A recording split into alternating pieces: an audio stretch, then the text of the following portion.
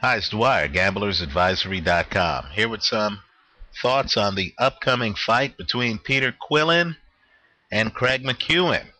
But before I go further, just remember the opinion you should follow should be your own.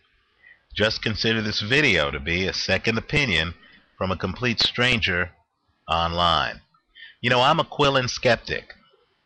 I've looked at films of Quillin, and Quillin reminds me a bit too much of Vladimir Klitschko, right? He looks like an athlete, but he just doesn't do athletic things in the ring, right? You know when you're seeing a great athlete because they just seem to move better and are coordinated more than their opponents, right? When I think of an athlete, I'm thinking of someone like Manny Pacquiao, who has the foot speed. You see the foot speed. He's beating his opponents to spots.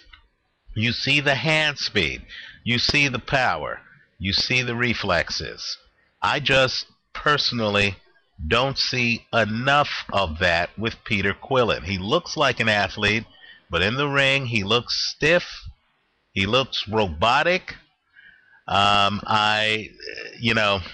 terms of fighting, I don't think he can fight inside. I think he really needs you at arm's length, stationary, so then he can tee off on you. He hits harder than advertised. I'll give him that. He is a knockout puncher, right? His opponents will go from being healthy to being unconscious on one punch. He has one punch knockout power.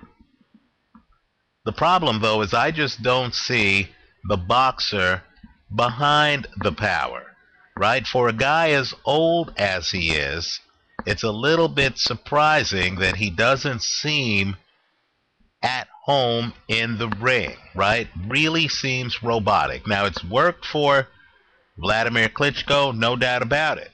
But keep in mind, there was a time when opponents, Ross Purity, Corey Sanders, Layman Brewster, even Sam Peter, were able to expose Vladimir Klitschko. Once they got inside, once they cracked that eggshell, they found the yolk to be soft, right? Even against, recent opponents. David Haye, many people, myself included, were looking at that fight thinking all it would take would be one punch from Haye to close the show, right? I feel the same way about Peter Quillin. He looks like the race car that's an accident waiting to happen. And that accident might happen in his next fight. Craig McEwan is underrated. I picked Andy Lee over Craig McEwan. Then as I watched the match, I noticed that the fighter I picked, Andy Lee, was getting his butt kicked. And I mean methodically, right? McEwan made the mistake in the 9th and 10th rounds. He hit the canvas in both rounds, got stopped in the 10th. He made the mistake of standing in front of Andy Lee. All he had to do was just take a step back and use lateral movement and stay outside Andy Lee's range. He had the foot speed on Andy Lee. He should have won that fight.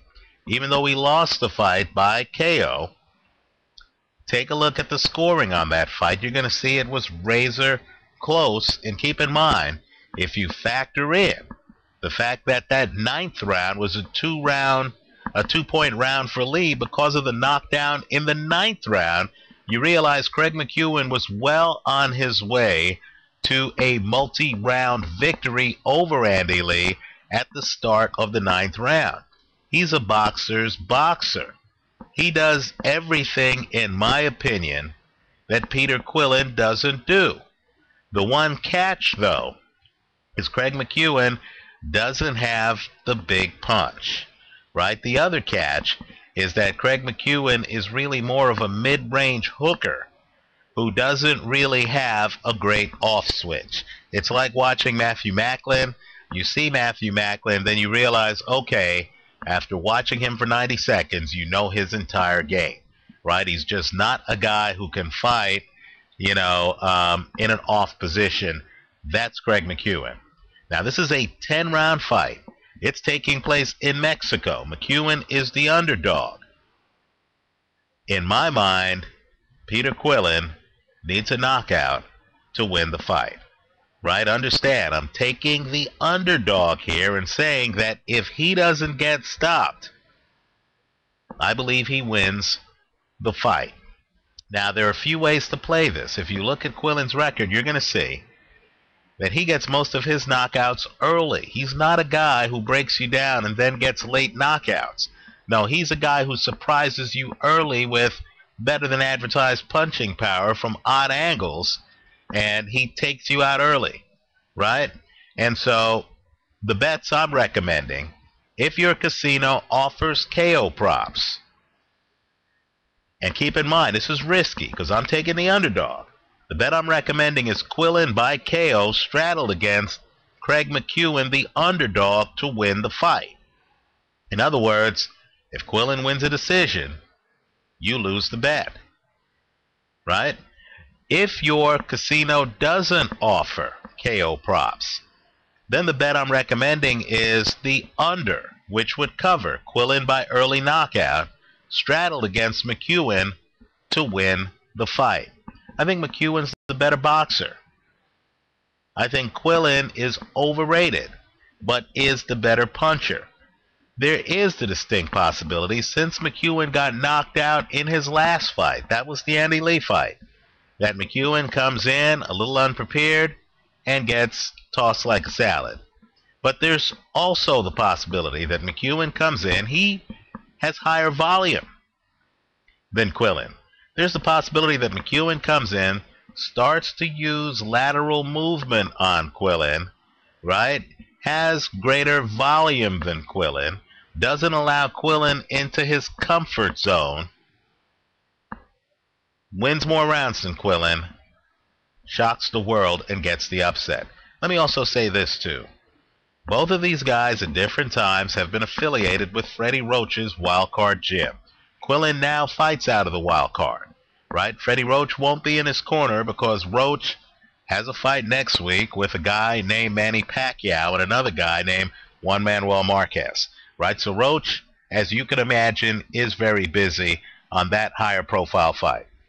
But understand, these two guys have actually sparred, and both guys seem to think, as is always the case, they have the upper hand. But what's interesting are the comments coming out of Quillin's corner, not from the fighter, not Peter Quillin, I'm sorry, McEwan's corner, not from the fighter, but from the people around him, right? Normally, people will be respectful. They'll say, hey, we think we have a chance to win this fight. But people close to McEwan are literally calling Quillin a hype job. In other words, they're suggesting he's fraudulent, that this fight's actually lopsided in their fighter's direction. Now, the reason that's particularly interesting in this fight is the fact that the guys have actually sparred. It'd be one thing to call your opponent a hype job if you've never been in the ring with him. But if you've been in the ring with him, and you believe he's a hype job after being in the ring with him, that speaks volumes. Quillin has never had a title shot.